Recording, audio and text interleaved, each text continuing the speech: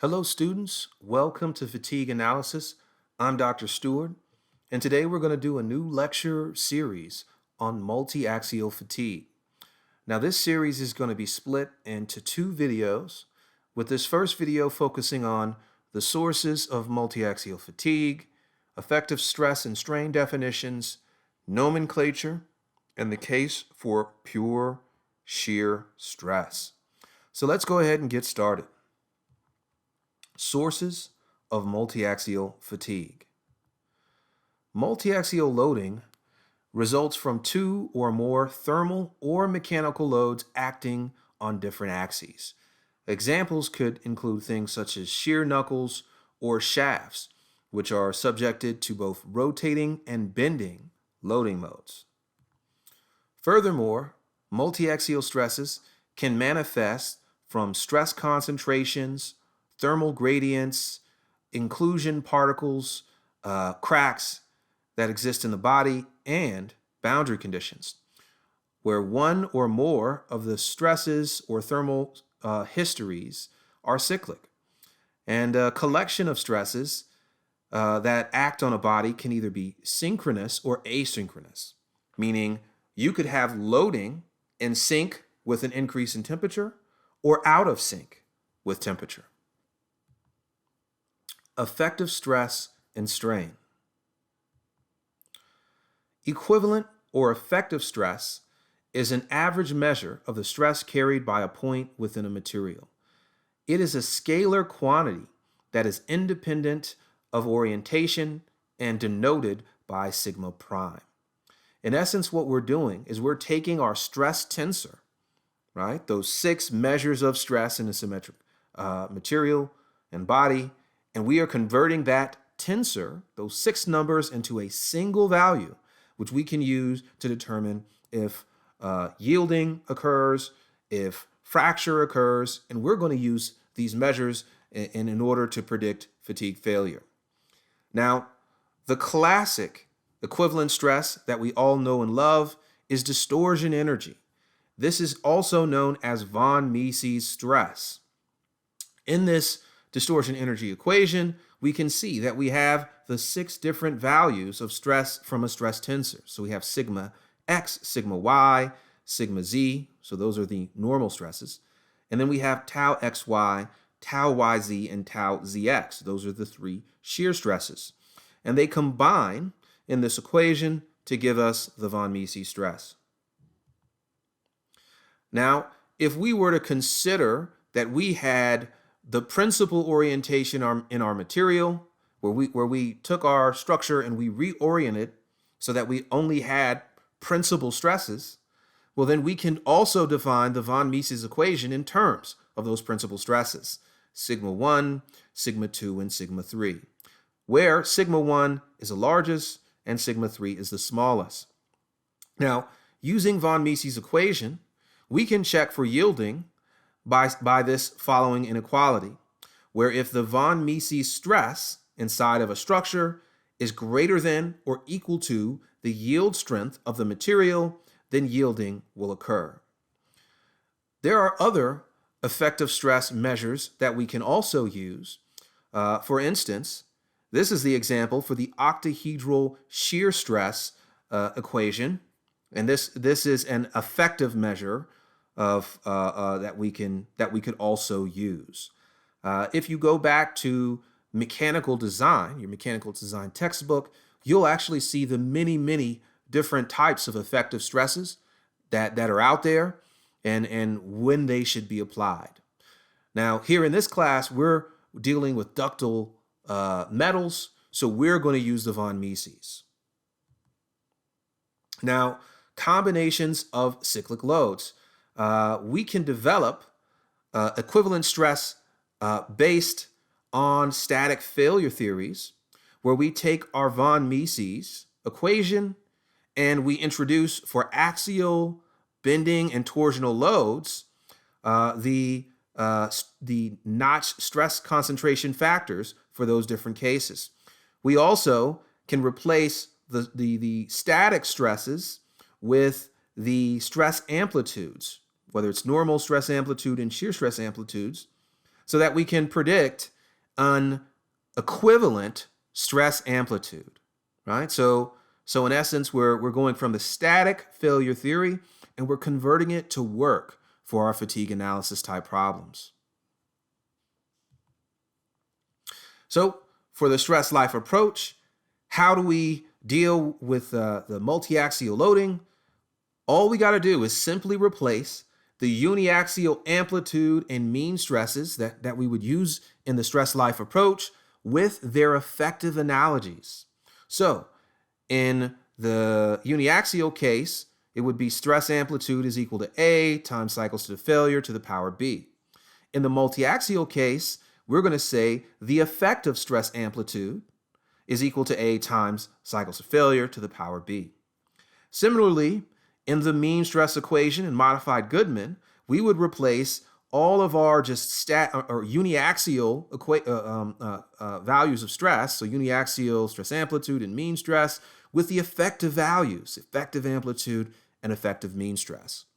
So if we can take the state of stress we're given, if we can then apply the von Mises equation, we can then take the results of that and plug it right in to the approach that we know.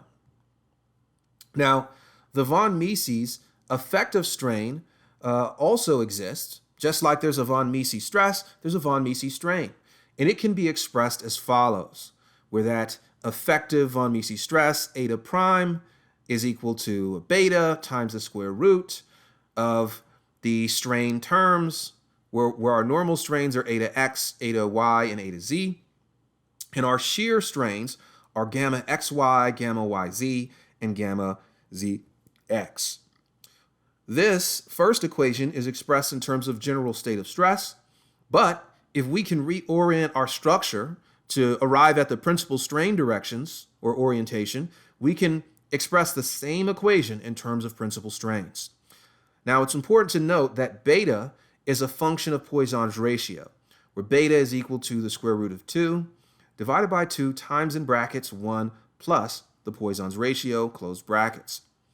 For the fully plastic case, we would assume that the von Mises is equal to 0.5, so beta would simplify to be equaling to the square root of 2 divided by 3.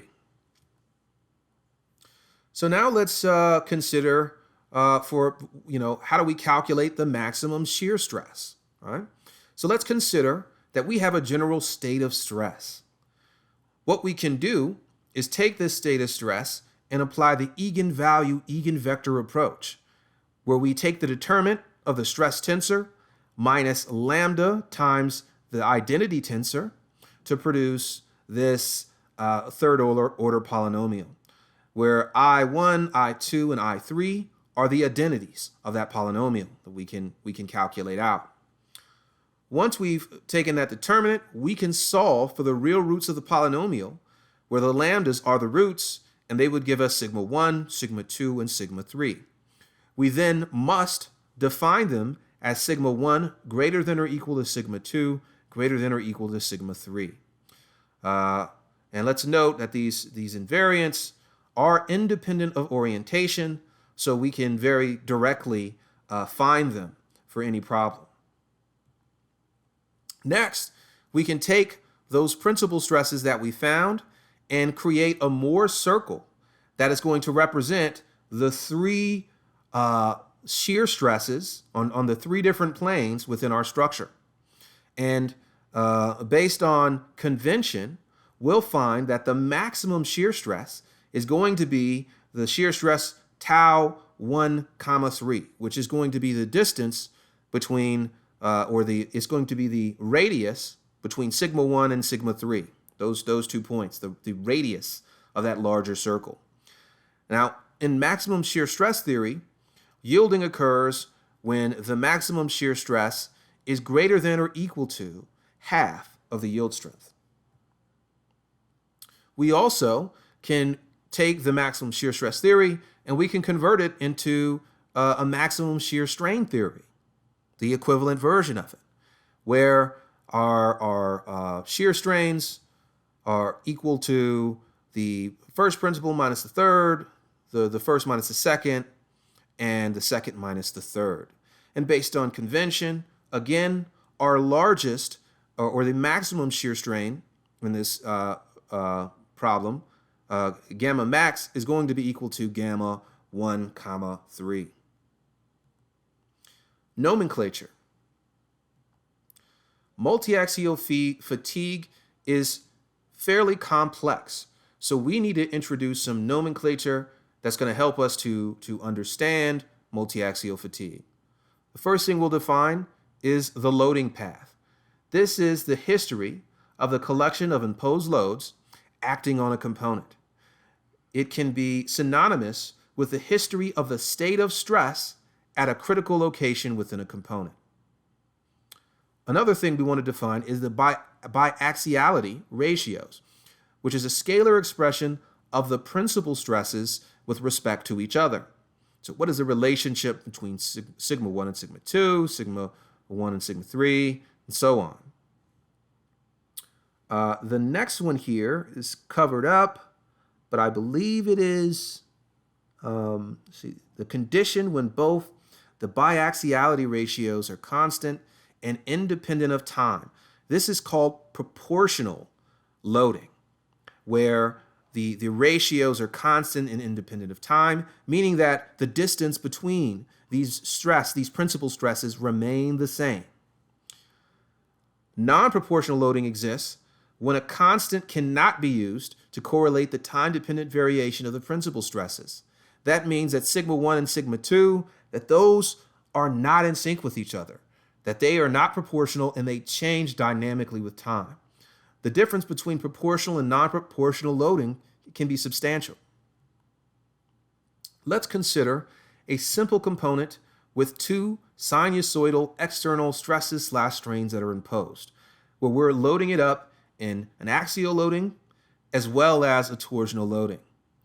We define phase as the difference in the peak of the stresses or strains measured in degrees, and it's denoted by phi, where 0 means that those stresses and strains are in phase with each other, moving at the same time, their peaks are locked in step, and phi being, if phi is all the way at 180 degrees, then that is completely out of phase, where one has a peak while the other one is at its valley. And of course, the phase, we can be anywhere in between. So we could be completely in phase where the peaks are at the peaks. We could be completely out of phase where the peaks and valleys are happening, or we could be a mixture. Now, we can visualize that, for example, in this plot, where this is an axial torsional fatigue that is in phase, IP. This is where the peaks and the valleys of the axial and the shear strain are in lockstep with each other. So this would be theta or phi is equal to 0, completely in phase. Now, here is an example of out of phase, and this is a mixed out of phase where phi is equal to 75 degrees. That means that there is kind of an out of sync.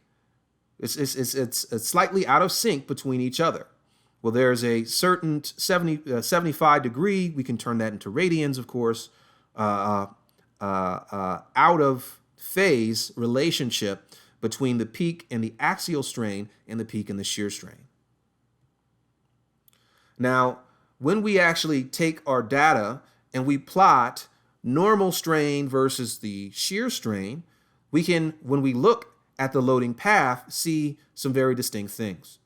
One example here is a completely out of phase example, where as we move, the peak of the shear stress is not at the same point as the normal. But we could also take different shapes in approaching the load path. For instance, we could produce a diamond-shaped path. We could take a square path between those points, or we could even create a cross path where we're moving, sweeping between modes of pure normal loading and then modes of pure shear loading. All right, now let's go into pure shear. Before we can consider multiaxial loading, let's consider pure shear. i.e. the case in which there is no axial or bending loads applied. And let's take the total strain life approach and let's adjust it so that it can work for pure shear stress loading. We simply need to select an effective stress or strain measure and then process it and apply the strain life approach. Under a state of pure shear, we could draw or write our state of stress as follows, where we purely have shear stress of tau, no normal stresses, and no shears on the other two planes.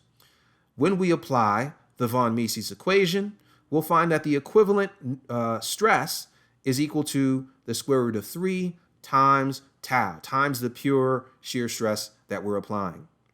For fatigue loading, let's replace the axial stress amplitude with the shear stress amplitude. So let's take this equation and rearrange it, and let's put in the stress amplitudes. Thus, the applied shear stress that would lead to yielding could be described as follows. The square root of 3 times tau must be greater than or equal to the yield strength. So that tau is equal to this shear yield strength of the material. And that shear yield strength can be predicted from distortion energy. We can just calculate it here as 0.577 times the tensile yield strength of the material.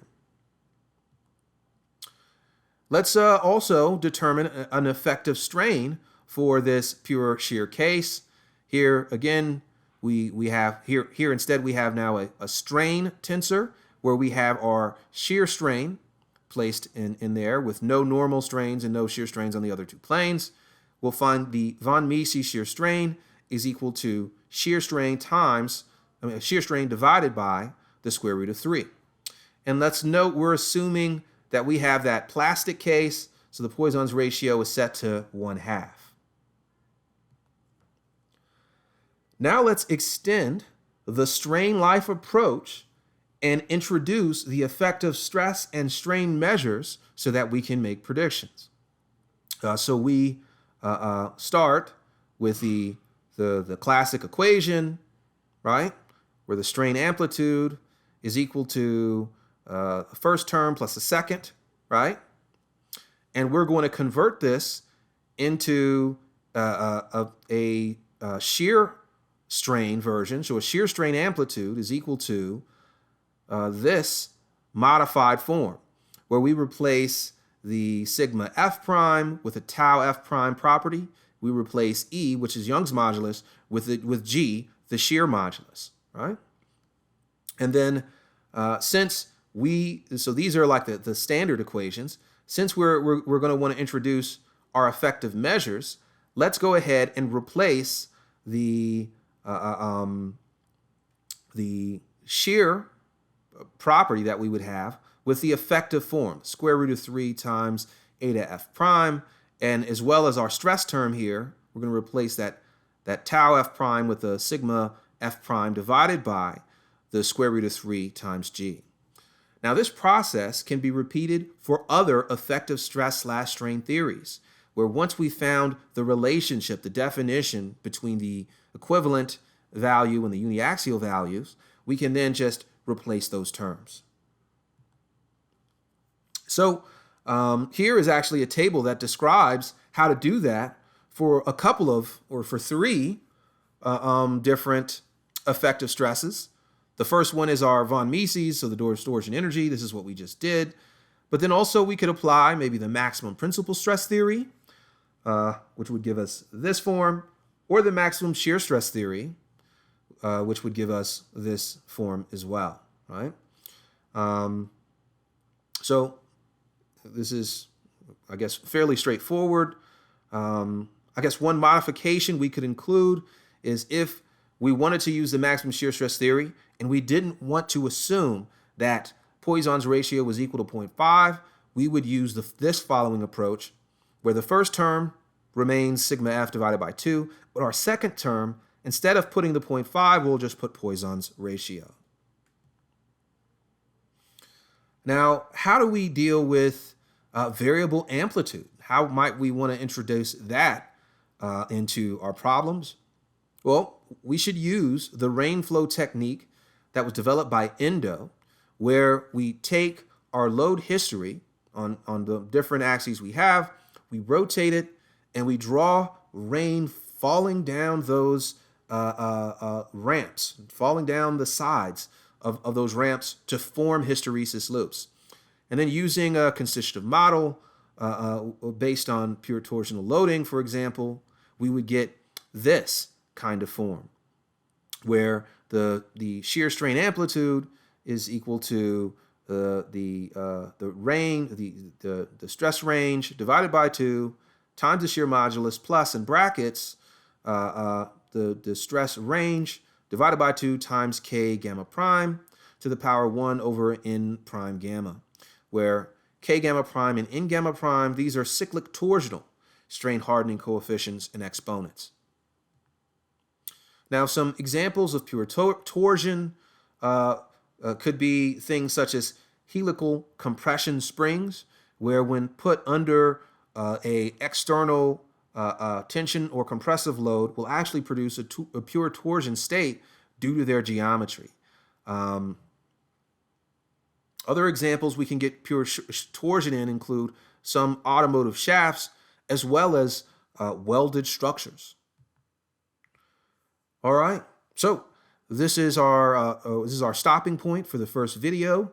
In our next video, we'll go into experimentation and we'll learn how to deal with multiaxial loading for linear elastic fracture mechanics, for fatigue crack growth types of problems.